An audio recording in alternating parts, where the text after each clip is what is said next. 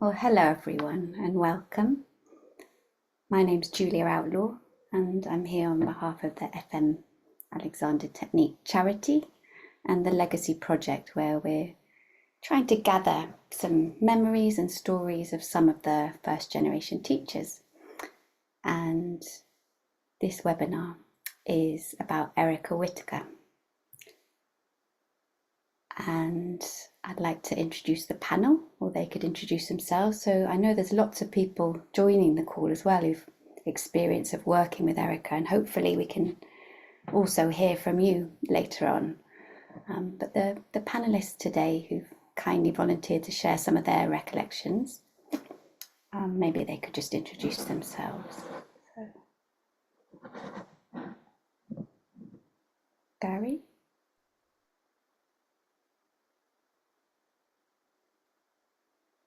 You'll all need to unmute, panelists. Good, thanks, Julia, and hello, everyone. Good to be with you all. And yeah, I'm Gary Levy, and I'm based in Melbourne, Australia. And I've been living here for a good part of my life, not all my life, but certainly the years that Erika Whittaker was teaching in Melbourne was the time that I first started working with her and got to know her and learn from her over from about 1985 until the time she left Melbourne for Edinburgh. Great, thank you, Gary.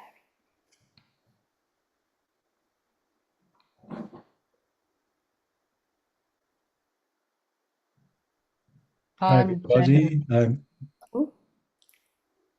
Sorry, Jane. I'm John Hunter, and I first met Erika Whittaker in, I think it was 1985, when she gave the annual memorial lecture to the Society of Teachers of the Alexander Technique. And her talk, both what she said and she herself, made a big impression on me. And I then went and had a lesson with her. And that started a friendship that went on up until she died. Thank you, John. Jane? Hi, I'm Jane Refshauge from Melbourne, Australia, and I just wanted to let people know I'm electromagnetically sensitive, so I'm shielded. And I might come and go with the camera because that sometimes affects me. I was studying dance and theatre in New York, and my Alexander teacher, June Ekman, had a close friend, Marjorie Barstow. And when I was coming back to Australia, I was like, there's no Alexander teacher. And she gave me the contact for Erika Whittaker. So the first thing I did when I returned home at the end of 1984 was contact Erika. And again, a very close friendship until she left Australia, and then when I could make it to Edinburgh until just before she passed away. Thank you. Jacqui? Hello, everyone, and it's a joy to be here and to see lovely old friends and faces. Diana introduced me to Erika an awfully long time ago, 1980s, in Australia, where I was for 10 years. I started training in Melbourne and continued training in London, and we spent time together with some sessions with John. And I also accompanied Erika to Philadelphia for a training course there, and continued to stay in contact with Erika when she moved up to Edinburgh with her family there after starting a family. I live in Richmond in London, and it's lovely to be here. Thank you. Thank you, Jacqui. And Diana?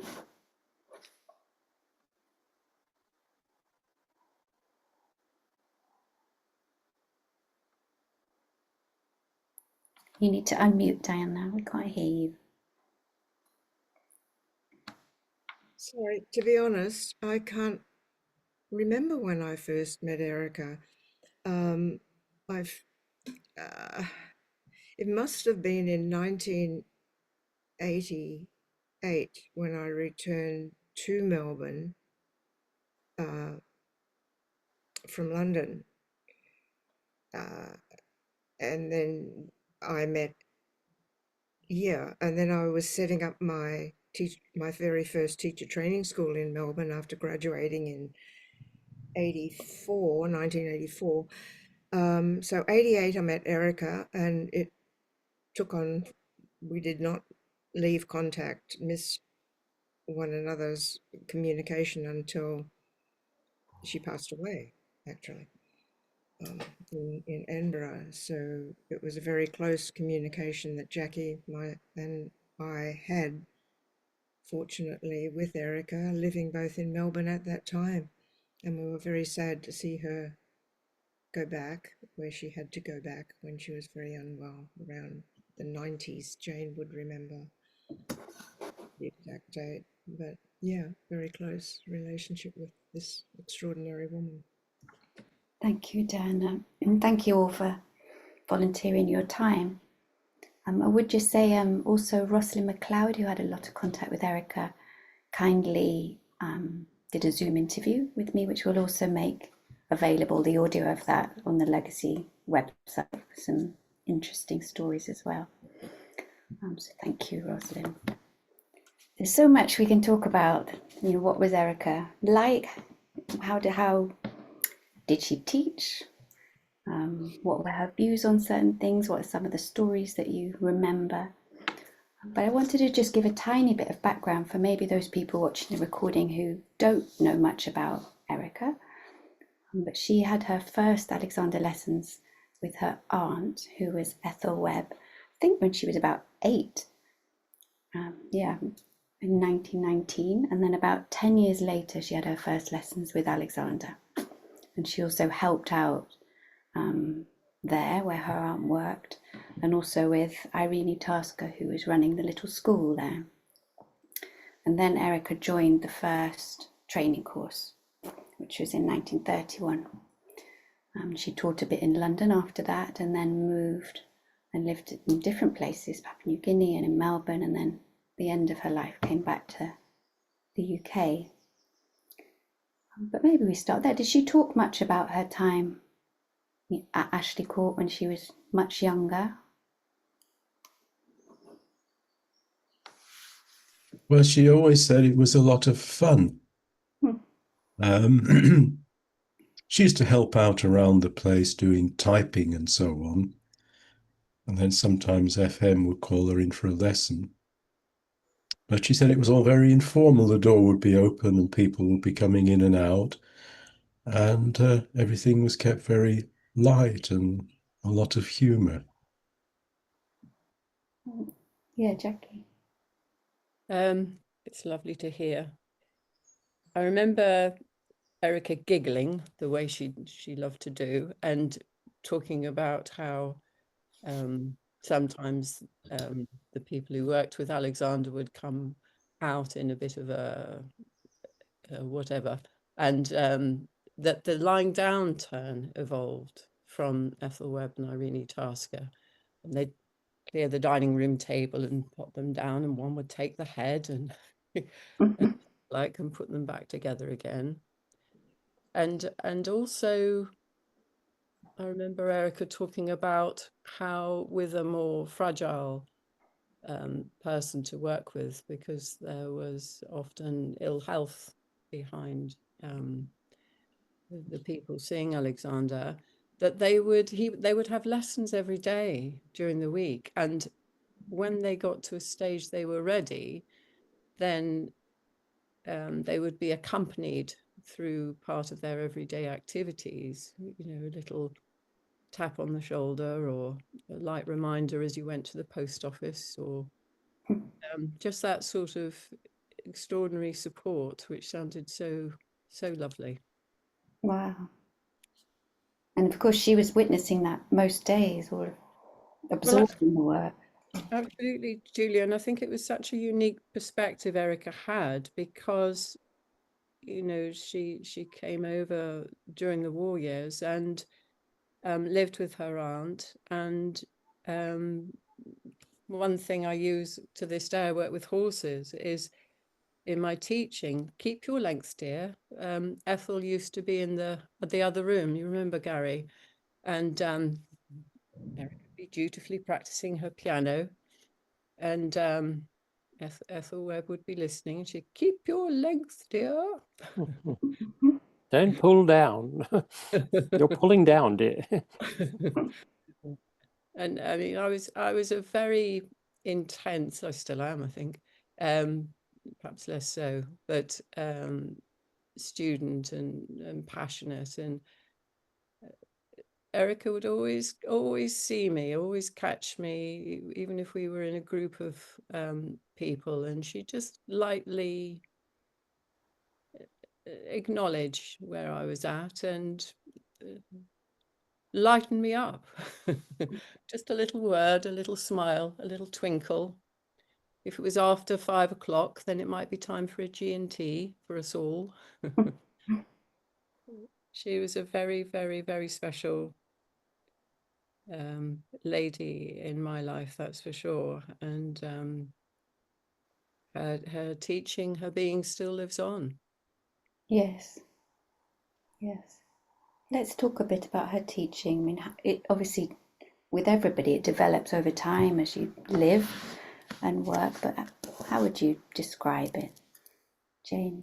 I'd just like to go back to her time at Ashley Place that links into how I teach, is that she often described like an Edwardian sitting room, dining room with double doors that opened, but FM was only with the chair. She gave me the impression he only worked on the chair, and then when someone was getting a bit frail or teary, Ethel would say, and her words were, we'd send her out to the back room with the women.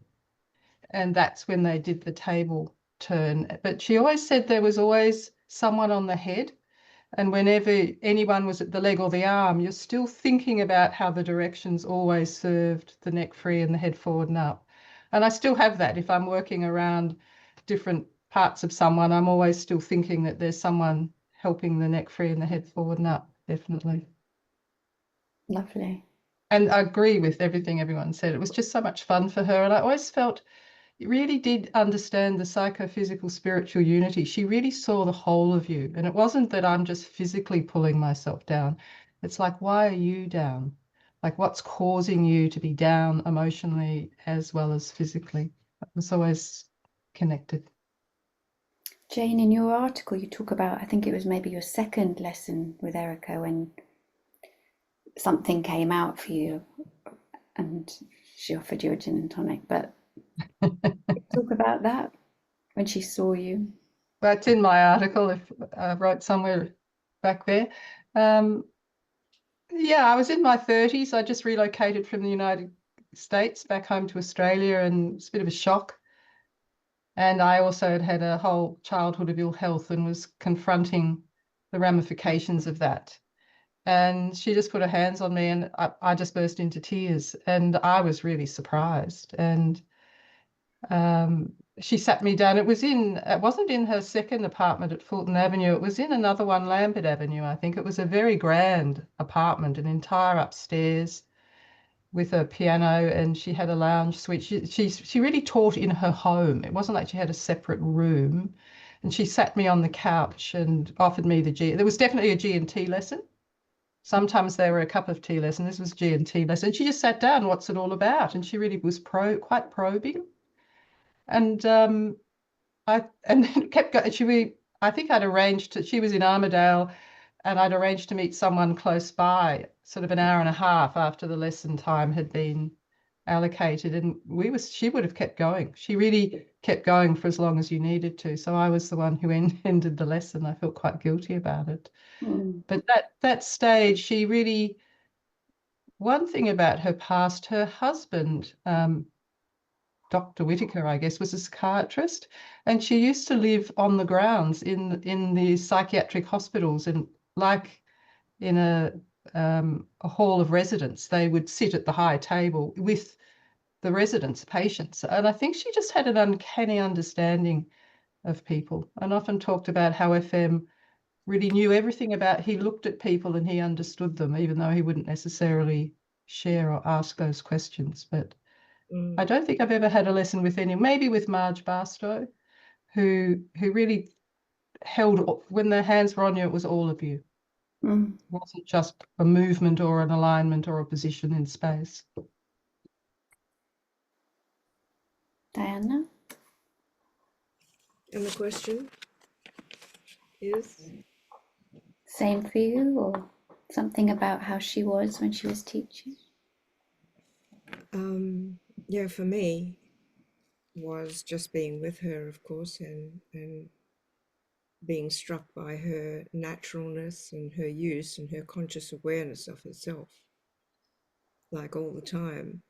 But it was in a way that was not obvious to somebody who didn't know about the work. She was just this extraordinarily graceful, totally 100% aware woman.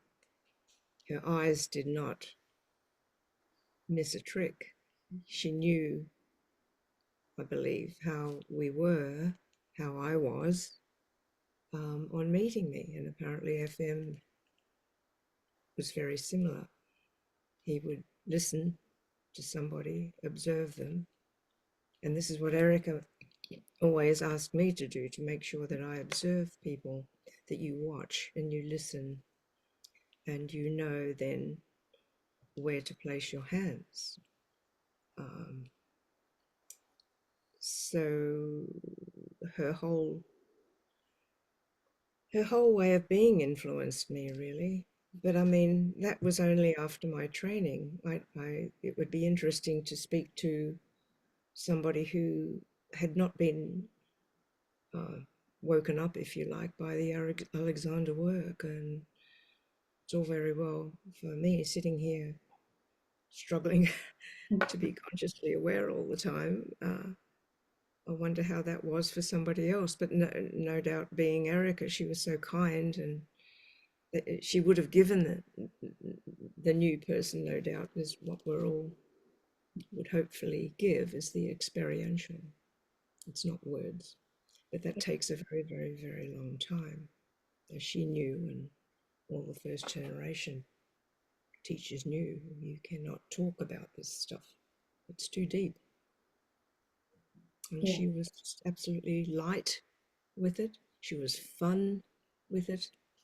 And she was wonderful with you. She was with you. Mm. You shared some beautiful photos, Diana, of her at your wedding, and Rosalind kindly sent me some photos as well. And you can just see, looking at Erika, that life and fun.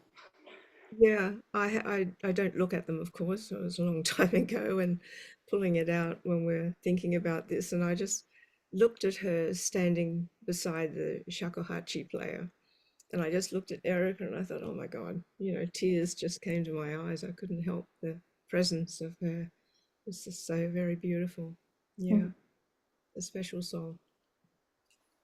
Through the work, because she understood Alexander's work. And yet, unfortunately, I get an email from somebody who's publishing, all the works of Alexander, saying the Alexander books are not interesting anymore in this day and age, quote unquote. So I just thought, oh dear, go on to something else, pick up another book. Yeah. I might pick up on a few of those points, Diana, if I could. The first being that Erika was my first teacher. I knew very little about Alexander technique, and I'd read the Barlow book in the mid-80s, and I was in my mid-20s and just curious about, alternative lifestyles and pathways that I was starting to explore.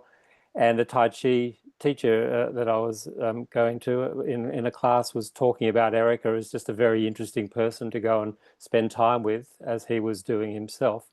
And he wasn't even announcing her as an Alexander technique teacher, but was encouraging those of us in the Tai Chi class to go and meet her and get to know her and spend time with her. And she had a lot to offer. So I followed up on his tip. He did then say she was an Alexander technique teacher, which again I had no experience of, and I rang and made an appointment and went to see Erika in that second apartment that Jane referred to.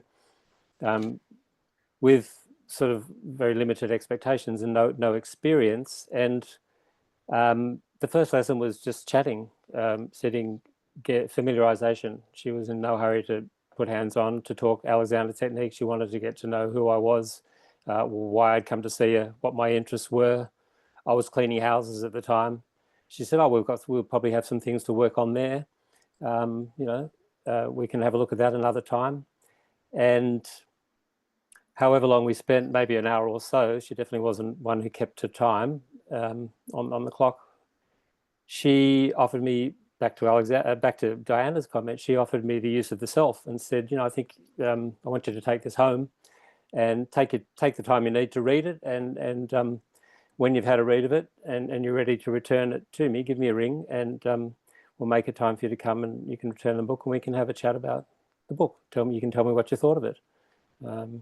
So that was my way in with Erika. No hands-on the first lesson, sitting, talking. She might have once or twice asked me if I was comfortable the way I was sitting, because maybe I had a bit of a preconception about the right way to sit, and she just checked in a couple of times and eventually suggested I put a cushion behind my back, and she went, "Oh, that's probably better for you." And the lessons over a number of years on and off proceeded from there. But she was always first wanting to find out how things were, what's happening in my life, and was very very keen to respond to any interest I had in her life as well. Things that weren't Alexander technique related. What music she was listening to, what she was reading, what she was studying, because she was a scholar. She was a scholar of any number of things, of other languages, Chinese, Arabic. She was steeped in all kinds of traditions. She had a Tibetan interest in sort of Tibetan medicine. She did come to our Tai Chi classes once or twice, subsequent to that meeting I had with her. She was being encouraged by the Tai Chi teacher also just to come and observe what was happening and to roam around the Tai Chi class, and which she loved to do as well. So I kept with Erika all through my training, and as probably others would concur, she wasn't a big fan of the institutionalization of the technique, certainly not in training schools, and she sort of was happy for me to keep visiting her during my training. And when I did finish my training, jumping ahead a little bit, in 1992, she said to me, "No, you should leave it alone for 10 years. Just go and go and put what you've learned to work in your life. Don't be in any hurry to teach.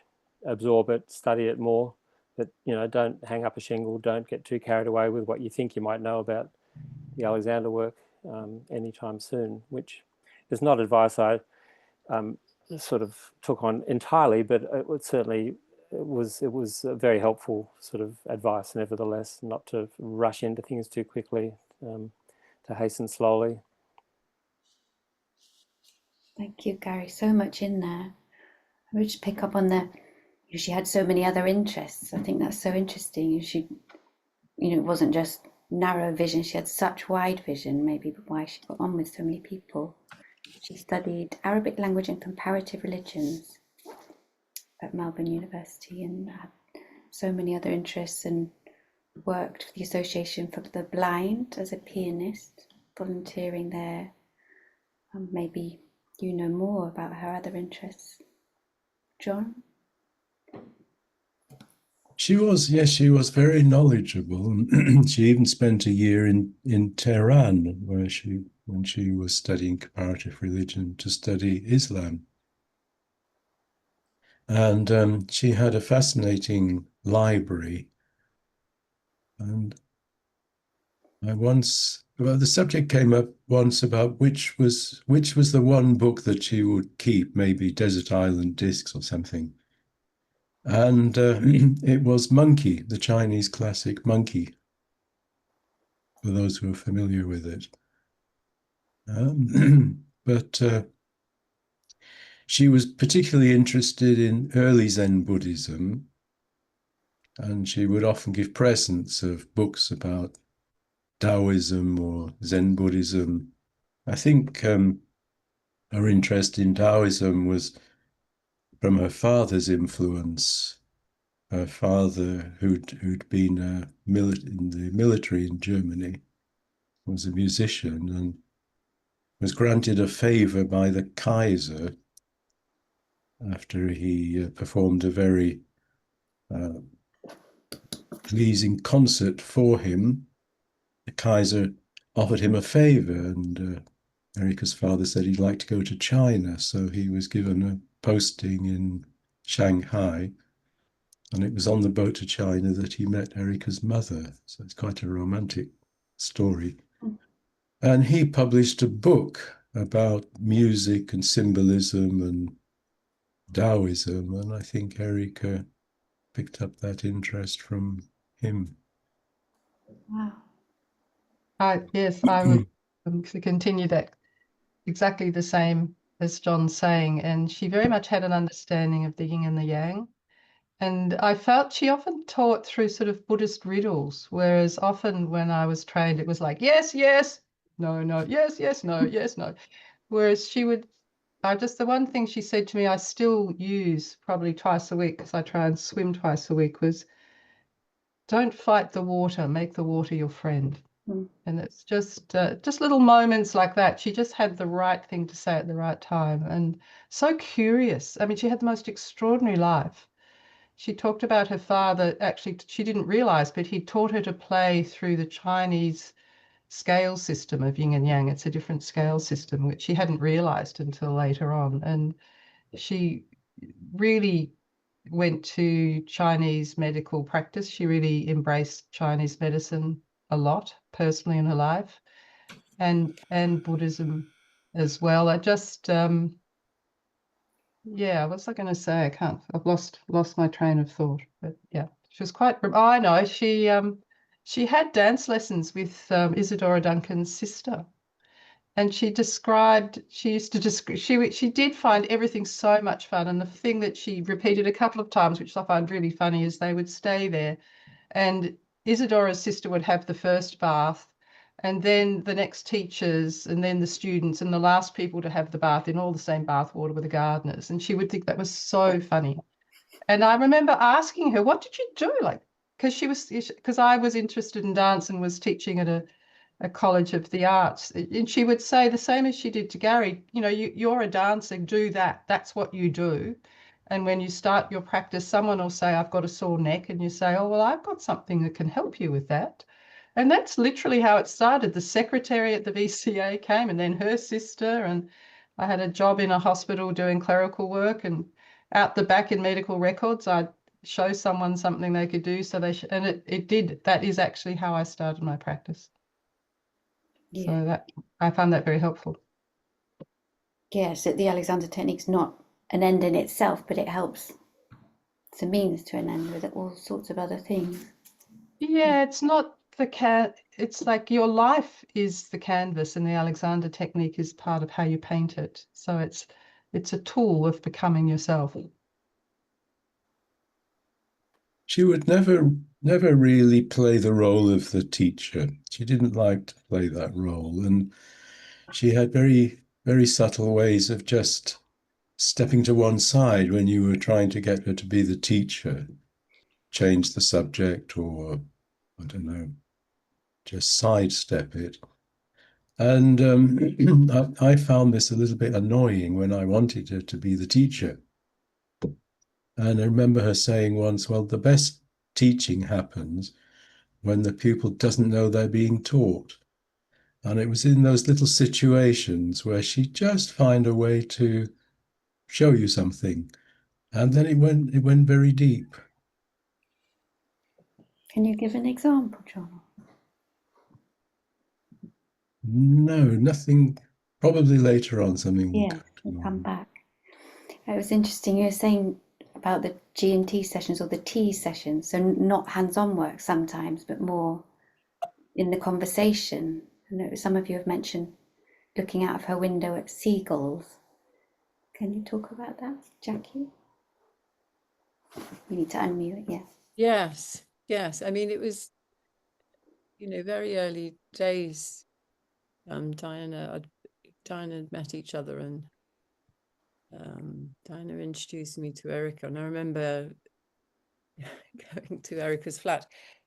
I wanted to say this, well, physically, Erika was an extraordinarily upright, open, light, tall lady, always front on, facing you, with you. She had an extraordinary lightness of presence. And so she spoke about a gentleman, a businessman who'd come for an Alexander session with her. He was very intense and such like, and she was waiting for that way in, so to speak. And she said, "Oh, what can you see out the window?" And pointed towards the seagulls, and then he could take his, "Oh yes, I can see the seagulls out of the window. There we are." There was the moment, there was the way in, and she'd giggle. And it was yes, I mean, there's so many layers to that, so many layers. And I remember I came back from Australia because I had other teachers. I wanted to work with the original generation as much as possible, and also with the horses, Danny Pevsner. And it was quite a struggle coming back from 10 years in Australia to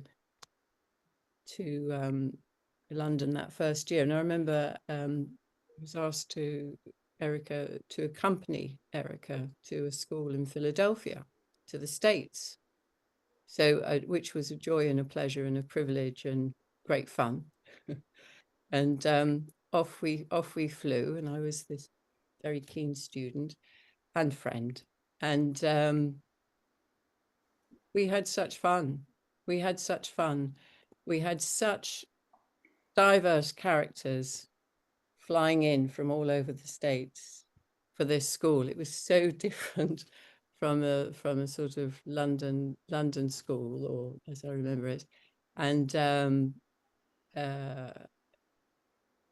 it was much more free flow. And then there was Erika, and it was very interesting.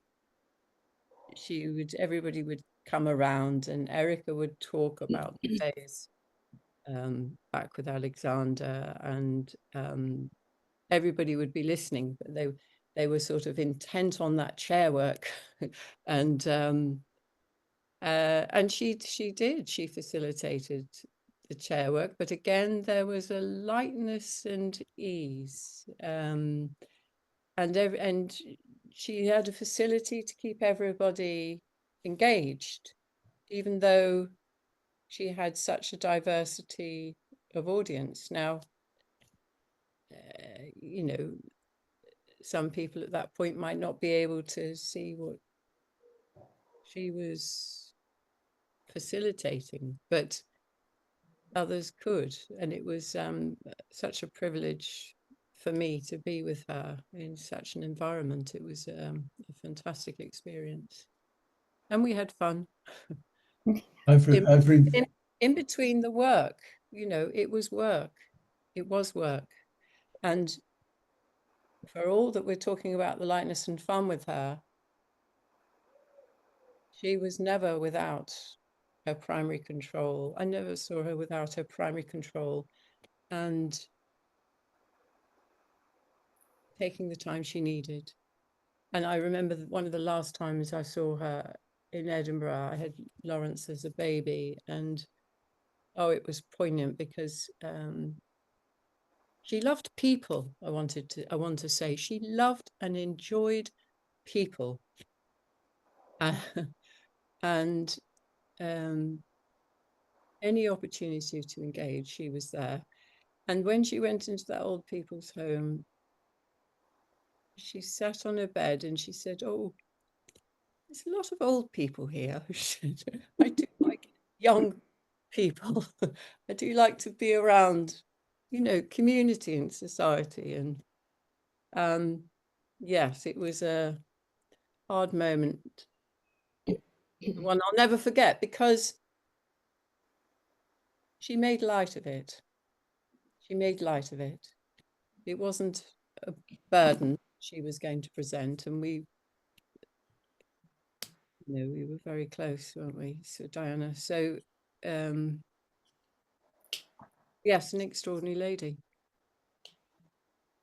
Just remembering an example of her finding a moment to teach without teaching was when we were doing the washing up. She was staying with me. She'd stay with me when she was visiting her family in Edinburgh. She'd spend a week or so in London at my flat, and I'd organise for teachers workshops for her. And we just spent time together, chatting, eating, washing up. And I was doing the washing up, and I was thinking, I want to get this done quickly so we can go and sit down and talk about the Alexander technique. So there was me rushing to get that. And she was standing behind me with a tea towel, and this very directed hand would just appear and pick up a saucer and dry it. And then at one moment she stopped. She just became very quiet. She was stood behind me. I could sense that she'd stopped. It just looked in my peripheral vision. And at that moment, I could almost tune into her thought processes. And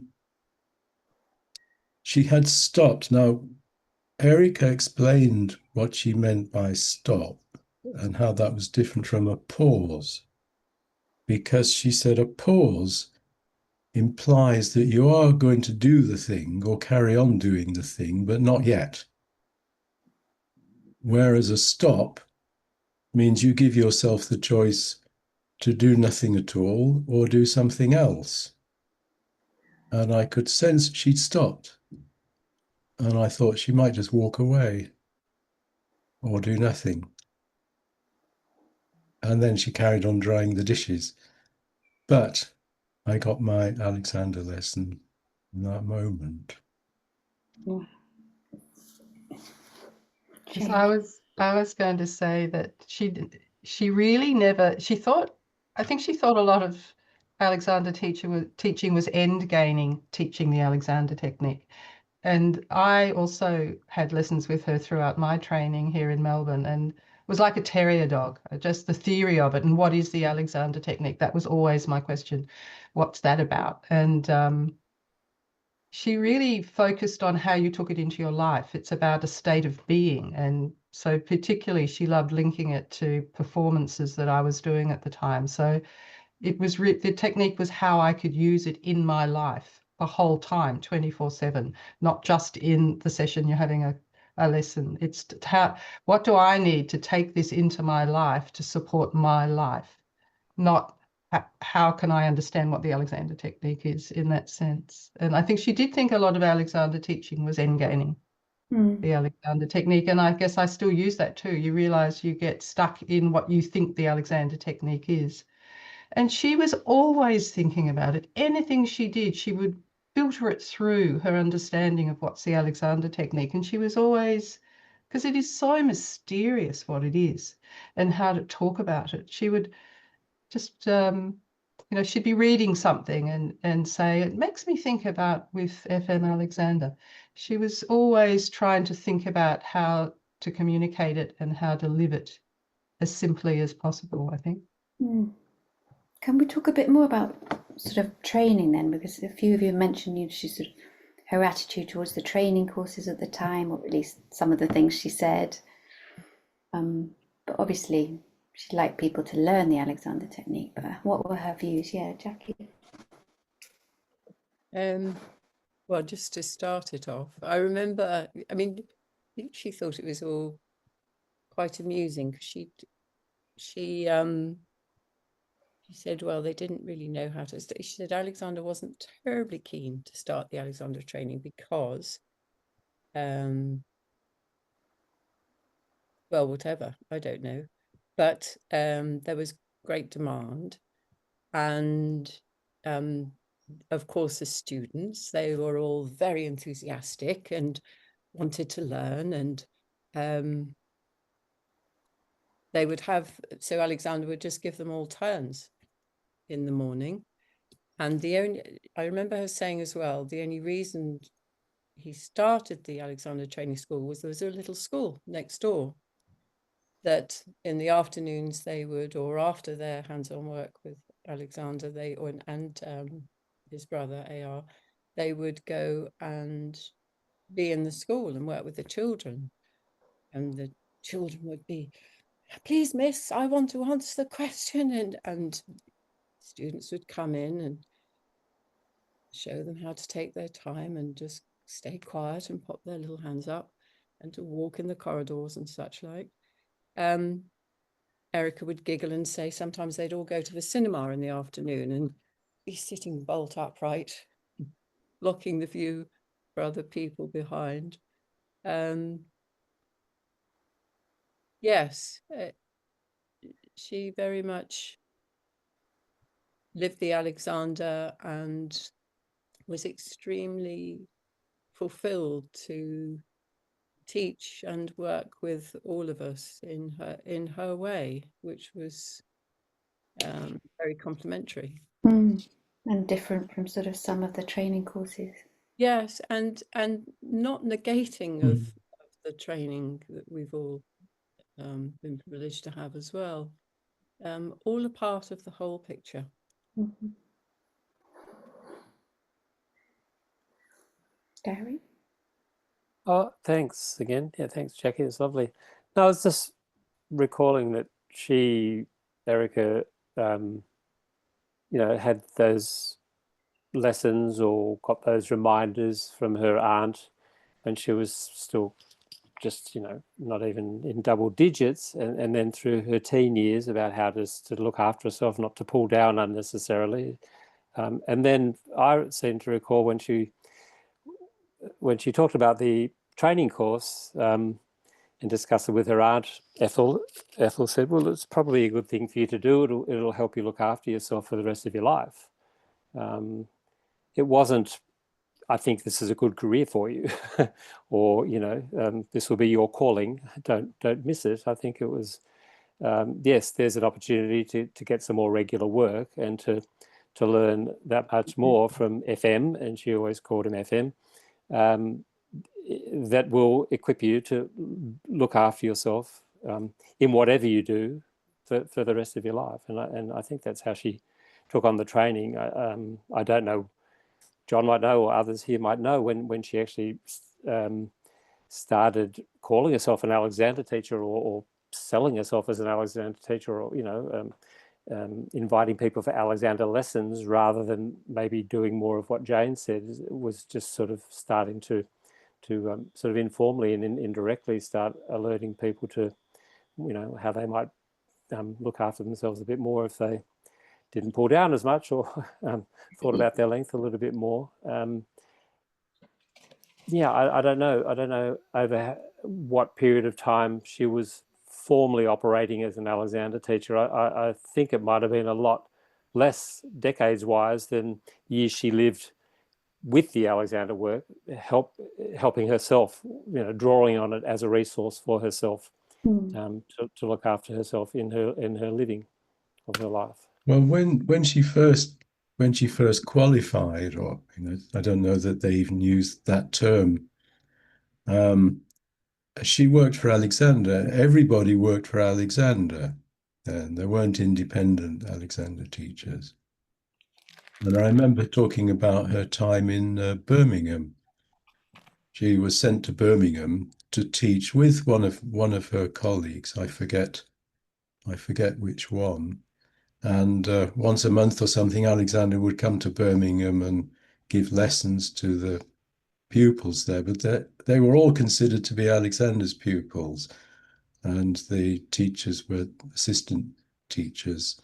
He told me the story about Alexander taking them out for lunch somewhere, and they thought, oh, we get a decent meal because FM's paying. And they ordered Dover sole, which was quite expensive. And when it arrived, Alexander had one taste of it and said, "This has been frozen, take it away." So they were disappointed not to get their Dover sole.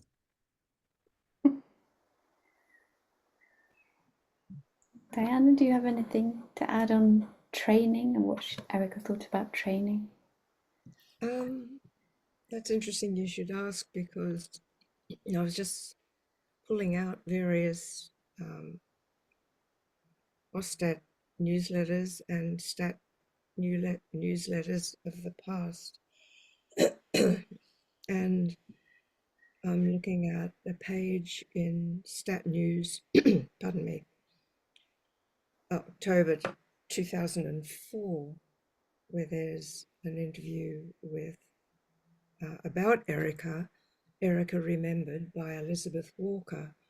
And it's quite lovely. But down the end here, Elizabeth mentions that Erika was quite critical of Alexander teacher training schools, and that, quote unquote, she did not hesitate to say so. And the experience of that is in Erika's own words, where in conversation with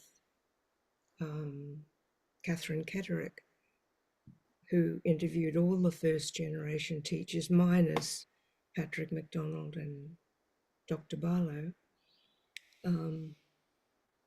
where Erika is quoted as saying, when she stood in a particular teacher training school and somebody asked if they could put hands on her, a student, I think it was, and Erika reports that the hands-on was simply just that, hands-on. There was no direction whatsoever. And then she ends this, I don't want to read the whole thing, if you want, if there's time. But at the end of it, she says it was nothing else but putting hands on. But, she says, of course, there's much to it than that. Alexander observed you. And when Alexander put his hands on you, you got direction straight away. Yeah. So for those who know nothing about the work of conscious use of self, that experiential of being taken out of the known into the unknown was given. It's quite the gift. As Alexander says, all I'm trying to do is to give you a new experience. Give, like offering a gift. But we have to be ready to take that and go out of the into where we don't know. And not many students or people like that, you know. So we're talking about Erika and all the first generations, as John and you both know, when they were elderly, very elderly, and I can only hope that I'm a quarter the way where they are when we knew them, when I knew them, when I'm that age, because it takes a very, very long time to understand this is very, very deep work. It's not, but see, there's a lot of end gaining to get it more well known, get it out there. What is going to get out there if you don't have this in-depth training that's essential by a very, very, very special group of people who can train people in this work? And we're talking about one of them, even though she didn't have a training school.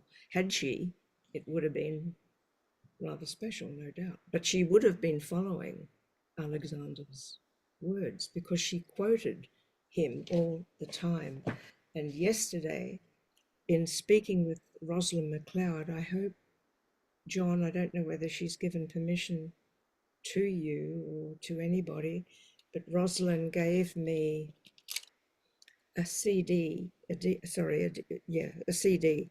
Well, it's a DVD actually, because I was looking at Erika when she's 80, and it's a private interview with Eugene Schuschler, who was the director of the film The Man, FM and His Work, in which Erika has this. It's a 55-minute interview with Erika, and she's sitting in her room. And yes, you do see these lovely books that Jane and I would have been aware of, watching all about the various disciplines of Sufism and cooking and Chinese medicine that were behind Erika when she was sitting in this room. It's a wonderful DVD. So if Rosalind could give permission for this to be translated, it's full of her talking about the work and how.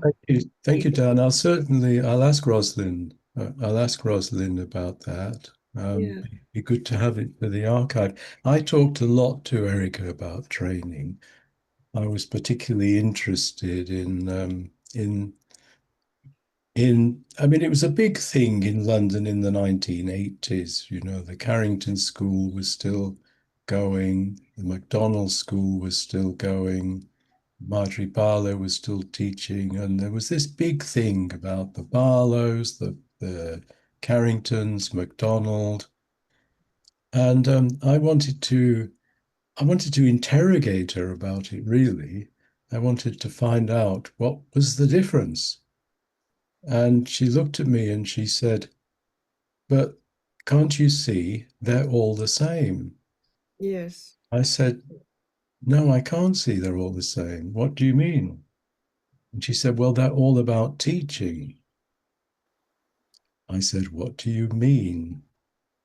And she said, then she told me the story, which is the story that Luli Westfeld wrote about in her book, that at some point, some of the students on the first training course got frustrated that they weren't being taught how to teach. And they formed a little group between them and they tried to work out, well, what's Alexander doing? And we've got to find a way of bringing about the same changes. And Erika wasn't part of that group.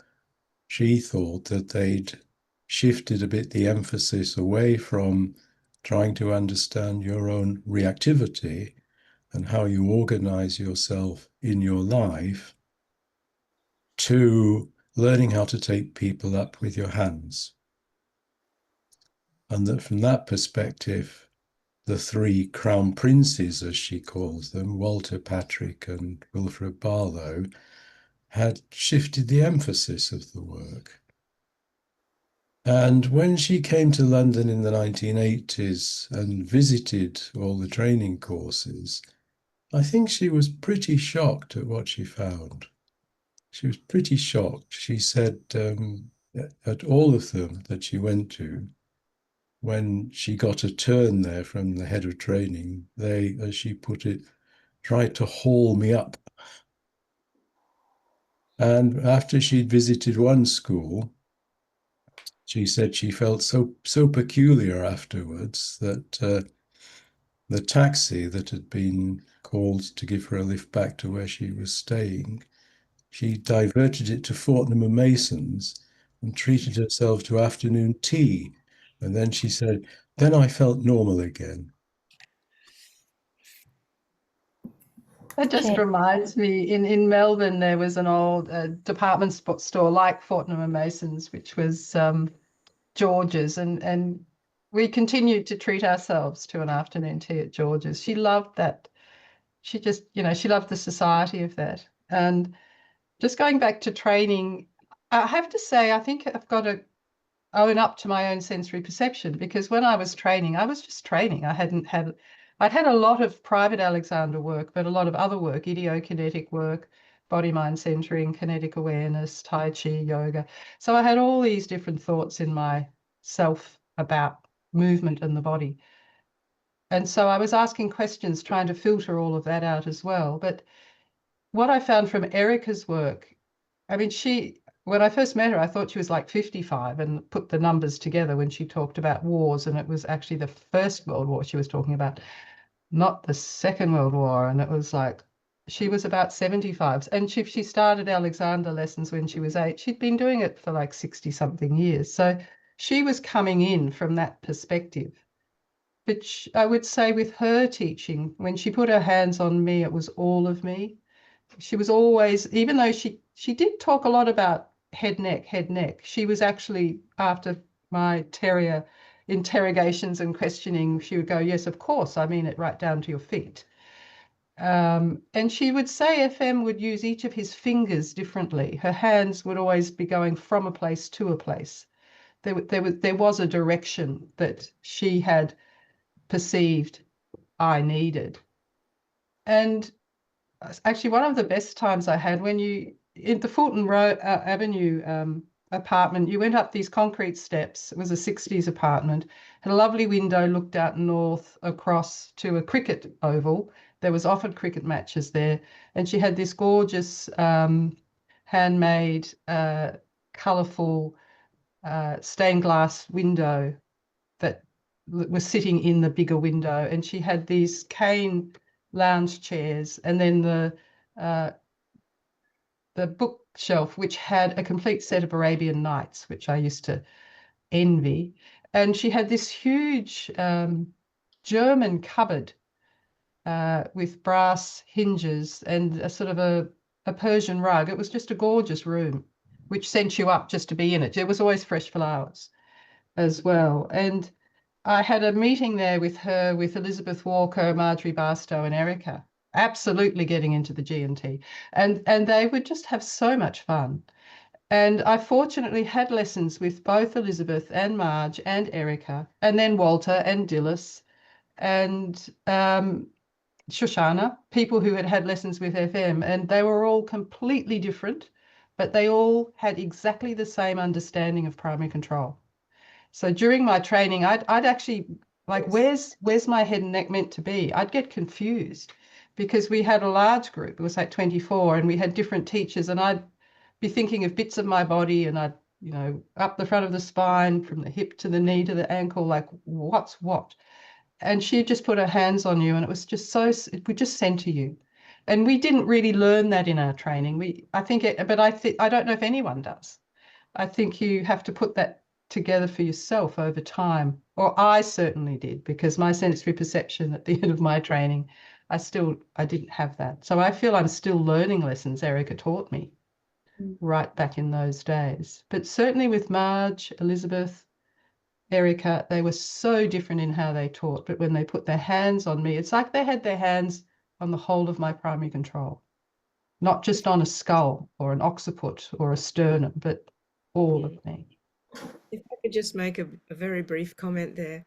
I think that's wonderful, Jane, because I agree wholeheartedly with what you said, that the teachers that I was fortunate enough to have lessons with, and ongoing ones at that, the first generation teachers,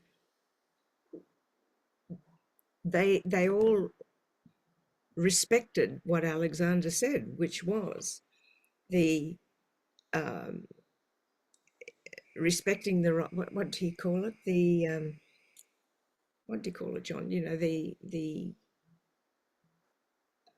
recognition of an individual teacher's right to present the work. I forget the exact words. It's just lost.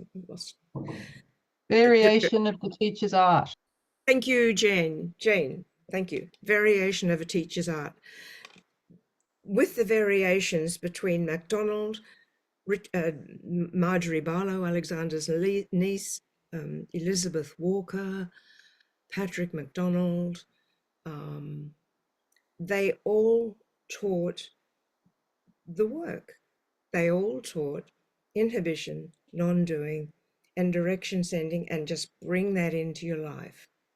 Picking up a wine glass, having a cup of tea, drinking a gin and tonic, reading a book, washing up.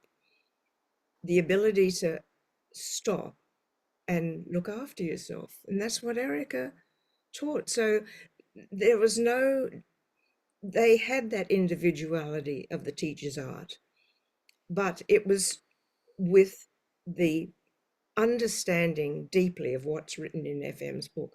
I was just recently flipping through his last book, The Universal Constant of Living. It is an absolute gem. I mean, really, you cannot not look at these books and just marvel, but who's doing it today? Jacqui. Unmute. A wonderful discussion, and thank you all. Brings me back to Erika, John, Diana, do you remember Alexander's favourite saying? In tapestry, above the little desk, 3 words. Readiness is all. And for my journey, working with the horses predominantly, and Alexander, undoubtedly, every step of the way, and teaching Alexander as well, hands-on. You know, I don't know, it's 30 odd years now since I started. And I really appreciate this moment of feeling like the whole thing is, or being aware, feeling's the wrong word, that as with the work with horses, there's an exactness and there's an art, there's a science, there's an art, and so many layers, and none of us will ever,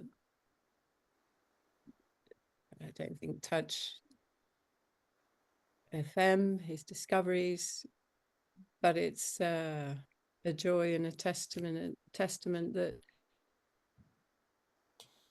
our passion's there, our questions are there, we're sharing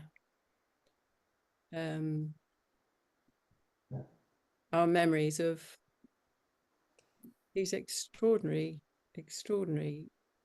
generation and gift that Alexander's given down to us today.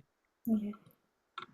Long may we continue to explore and be in the moment, enjoying is the wrong word sometimes for me, but living the journey, breathing. John. He was the breathing man. It was known as the work in his day, and it was, I met when I did a live-in, sorry John, interrupting, but I met the grandparents of these children I was looking after as a live-in nanny when I first came back, who happened to have had lessons with FM himself. And I walked into the room and I stood there and I was taken up to another level, and we had a conversation, and that for me, you know, is it. And just following up on what Diana said about the individuality of the early teachers, and I mean, individuality was certainly for Alexander was a very big part of what he was trying to teach, conscious constructive control of the individual. And when I think John Dewey suggested he shorten the title by taking off individual, Alexander said, well, that's the most important word. Yes.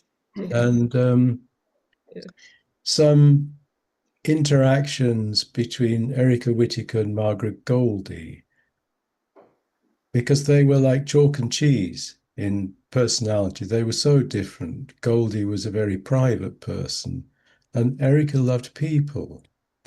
And when they were young, when they were, 19, 20, 21 years old or whatever it was in 1931, even before the training course started in the late 1920s, they didn't really get on.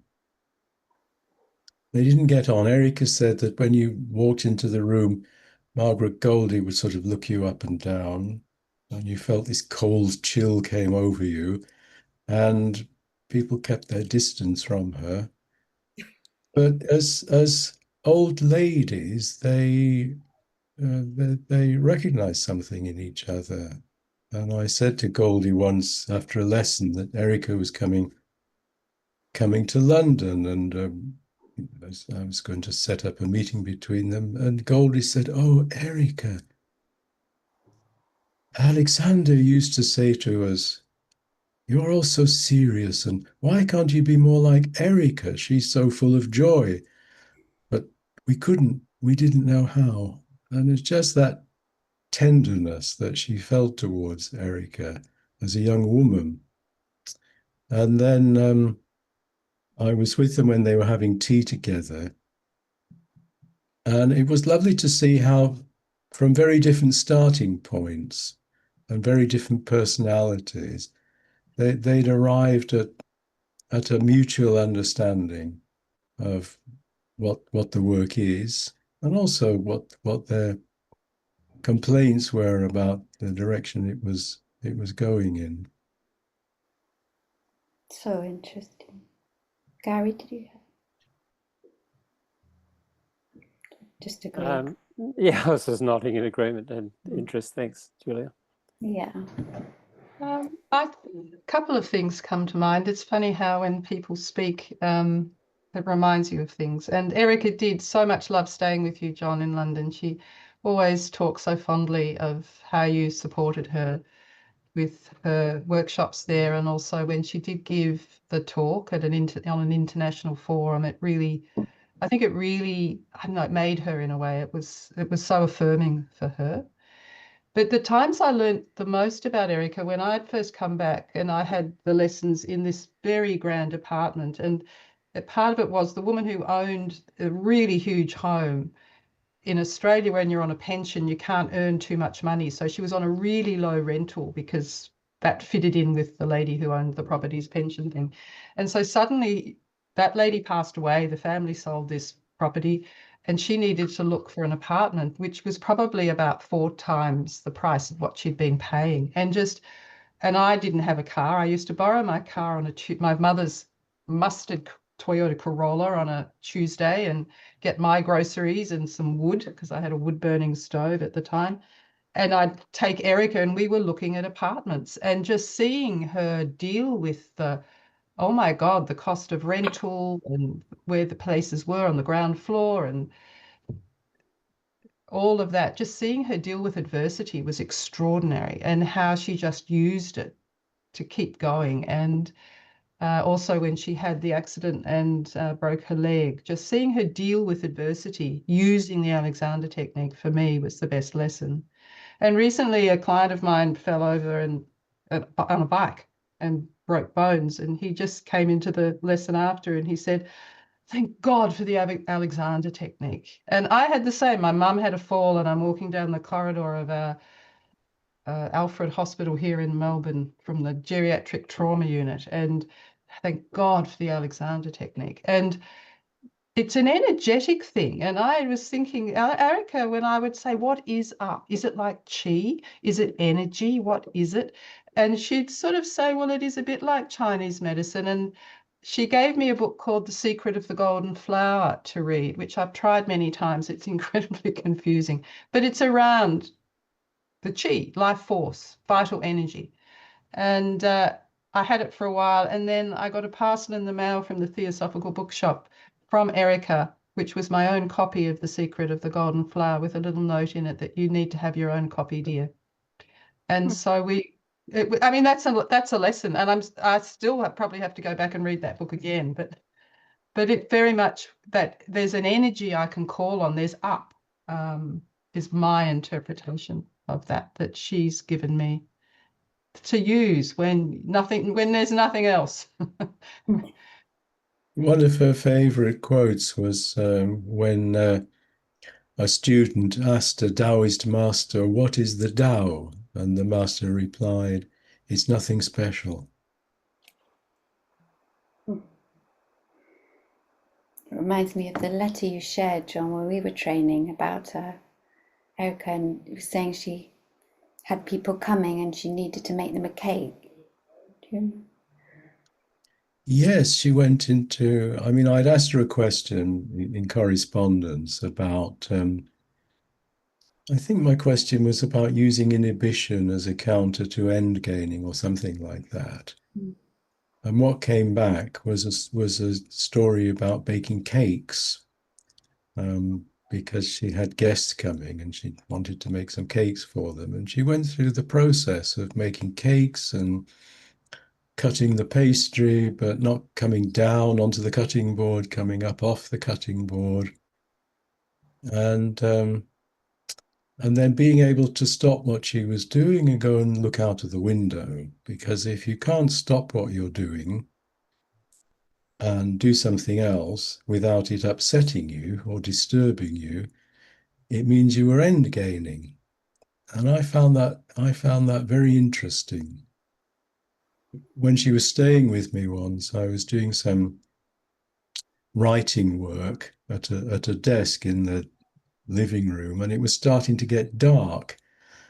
And she looked over to where I was writing and she said, "It's dark, dear, you can't see. You're end gaining." I often think about that, about being okay at being interrupted. It's difficult. And It is. also that sort of being, rushing to get something done, or when you have to get something done, but is that end gaining? How to use inhibition just in life, and I think it's so difficult. And on directions, Erika wrote in the Australian Stat News, "With caution, I mentioned directions about which some unwieldy things have been said and written. They are but thoughts, paying attention, decisions." Did she talk about directions in that way, or just Certainly, yes. She said a direction is a decision. And she said once the thing that Alexander really wanted his pupils to understand was, and I was thinking, something about energy or direction, and she said was that they would learn how to make their own decisions. And that was another brilliant insight, I thought. Yes, in the article she wrote, recollecting of FM Alexander, that was in the Ausstat News in 1997 when she was leaving, she wrote, his work was, and this is Erika talking about FM Alexander, his work was in fact taking up responsibility for our own decisions, our actions, our use, and our lives. So that is why he did not teach us as a school teacher. He showed us. He pointed the way. It was up to us to use what he showed us, thereby learning to stand on our own feet, our own responsibility. And I think she certainly taught that way as well. And I can't help it, I have to tell you, she always had a Sara Lee in the freezer. good? She was an amazing cook, and she was so she couldn't not give you a cup of tea and offer you something.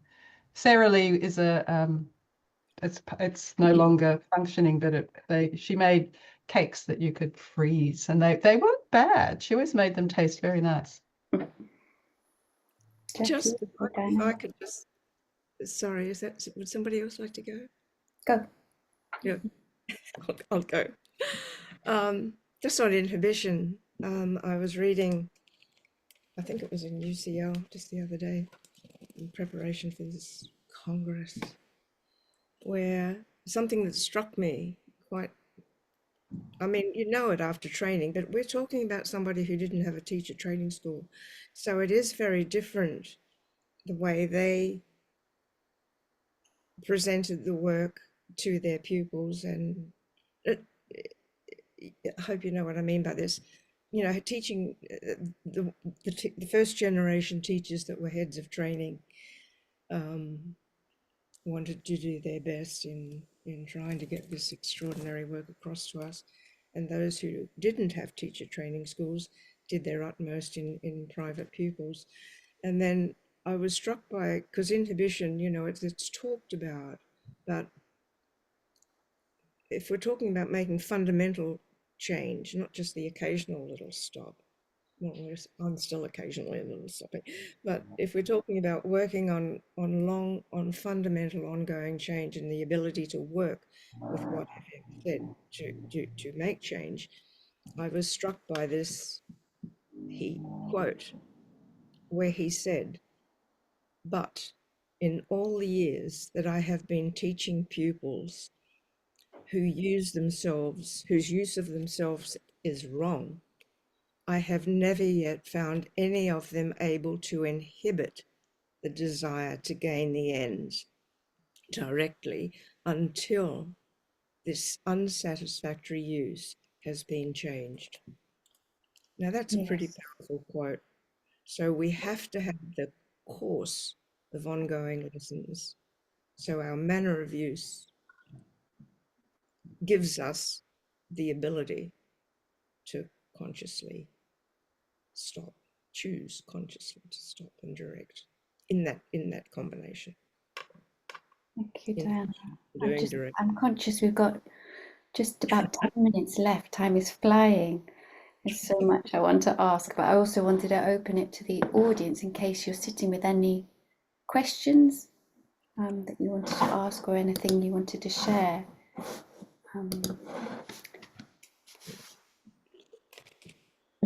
Just wait to see any hands or... Yeah, Penelope. Hello there. It's lovely to hear all the tales. I was very struck by the keep your length, and I had the privilege to come to one of John Hunter's organised workshops with Erika, and because I arrived early, because I'd come on the bus down from Sheffield, I got to sit and eat my lunch at the kitchen table first, and Erika was there, and I got to have an hour's chat with her and listen to her talking. And she described that how how Ethel would say, "Keep your length," and then she said they would then use it with the children in the small school. And I remember her using a gesture that sort of indicated the front of the body coming up.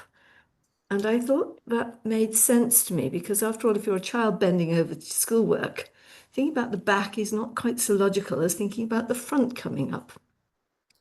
And I just wondered if anyone else got that impression, because having been reading FM's early breathing articles, he makes a big score of not letting the chest drop, because that disorganizes the whole mechanical advantage. And I just wondered if anyone else had an impression from Erika on that. Thank you. Anyone want to respond? John, yeah. Not specifically. I mean, she didn't like to get narrowed down to body parts, really. It was more like Jane said, she just had all of you, and not just physically. Not just physically.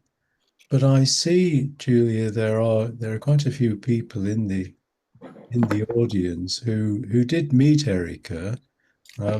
Maybe they'd like to share some recollections. Sure.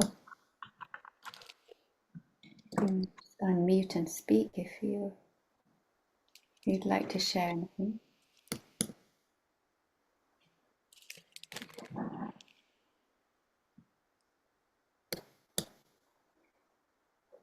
I'll just share something that Erika wrote when she was, that article you mentioned, Jane, when she was recollecting FM Alexander, and she wrote, "It seems strange to me, but also understandable, that later generations tried to bring him back to life, as it were. They're only words. I can't possibly paint a picture of FM in words. But as you know, there are lots of anecdotes about him, and they seem to me to be the best illustrations of the man." And we've heard so many lovely anecdotes today. I wonder if there's any more that can be shared. Just a couple of thanks again, Julia. Well, just again, not to answer Penelope's question, but I do strongly recall in some of my early lessons with Erika, and others here might recall this as well, that she had, this is probably in the 1987, 1988, she had a roll of little post-it stickers. And after a lesson, she took the roll out and unraveled a section and tore that section off. And there were about half a dozen stickers printed the same on each of them, keep your length. And she said to me, now when you leave the lesson, peel one off and put it on your rear vision mirror on your car. And when you get home, put another one on your kitchen window above your sink and a couple around the door frames of your house. And it's not going to solve all your problems, but it's going to be a helpful reminder of some of what we're exploring here, because it's very difficult on your own to remember. And if you get some of these external reminders to keep your length, it's probably going to help you. And so until they wore out, they sort of stayed on those various sort of objects of mine. And I think it was, again, as with Erika, a lot of wisdom behind a very simple gesture there to recognize and help a young student appreciate how difficult it is to overcome the force of habit. And a little sort of prompt, some regular prompts like that can really go a long way. And as far as, taking a responsibility for yourself, we still had to do that, but it didn't hurt to get a little reminder from these stickers of Erika's. The other thing I'll just share, if I may, so we had a meeting a few weeks back now, and I look at my notes, it's the 23rd of April. And then about a month later, a few weeks ago, I had a very vivid dream with Erika, which I can't remember having for maybe ever, certainly not for many years. And it makes sense that the bringing Erika back, more to prominence in my thinking and memories that would sort of trigger a dream. So there was Erika, very, very fully alive, and came to me and said, "No, I'd just like you to be careful around here." And the sense I got that maybe she was a bit tender on the sternum, or I somehow thought, maybe she's got a pacemaker in there or something. She was elderly. She said, "I'm just going to sit down, and I just want you to stand behind me and rest your hands on my shoulders, please," which I did. And she just released a little bit and breathed a little bit easier and said, "Thank you, that's what I needed." So that was sort of felt lovely to kind of return the compliment to Erika many years later, but also to be reminded, and I think this has come through, but the length was never at the expense of the width or the breadth with Erika. She was as wide as she was tall, and that's what was probably the most striking thing about her, because we can often admire people for their sheer height or length of stature, but she just maintained this incredible. It was more than width; it was her openness to the world. It was that open-heartedness. It was that receptivity. It was that genuine interest and curiosity about anyone she encountered and anything she encountered. Probably more people than things. That was just so arresting and so inspiring, and obviously such a lasting sort of legacy for me and others as well, I'm sure.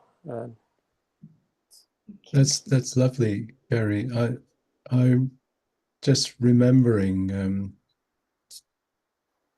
I asked her once whether she'd ever thought about actually training teachers. And she said, well, it's too late for me now. She was well into her 80s when I asked her. And she said, if I had ever thought about training teachers, I would only ever have done it in conjunction with something else. For example, pottery. She loved pottery. And she said, because it keeps the connection with life. In the Sufi tradition, in the Zen tradition, the masters taught with something, archery or painting or carpet making.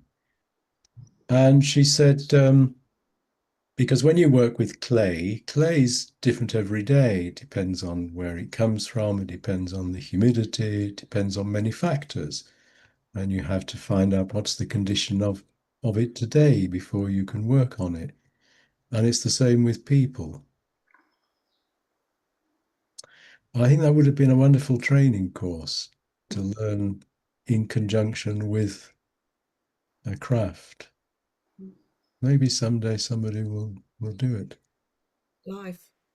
Erika and I both read an enormous amount, and we used to share words that the other hadn't heard of. And the last word she shared with me was Apostolonian, coming from Christ and the apostles. And it came out of the context of people misunderstanding you. And she sort of implied we had an Apostolonian connection. We're on the same wavelength. So that in a way, she was basically saying, don't bother about the people that aren't on the same wavelength of you. And I'm just thinking that we each had an Apostolonian connection with her. She saw something in people. She saw something in me I didn't see in myself, really, and she would connect with it and develop it. And I think that was something so special. And she did that through the Alexander technique, but also her interest in pottery and dance and Sufism, in Chinese medicine and life. She also made a point wherever she could of saying, quote unquote, it's a disaster that this word technique has come about. There is no technique. This work is not a technique, and as long as we go on calling it that, this psychophysical kinesthetic re-education in the use of the self, as long as we keep calling it technique, it will fade away. Good. Any other final words from the panel?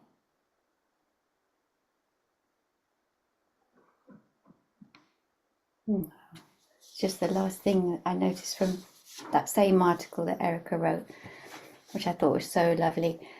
I hope you'll all enjoy that wonderful discovery in Alexander's work that life is for living, and that we go on learning for the rest of the days, despite moments of doubt when the effort seems all uphill. So Wonderful. Thank you, Julia. That really sums it up. well, it's Erika. And I'm just so honoured to listen to this conversation today, and I hope everyone who's joined has enjoyed it, and those listening in years to come hopefully will take something from this as well. So thank you all very much for joining today.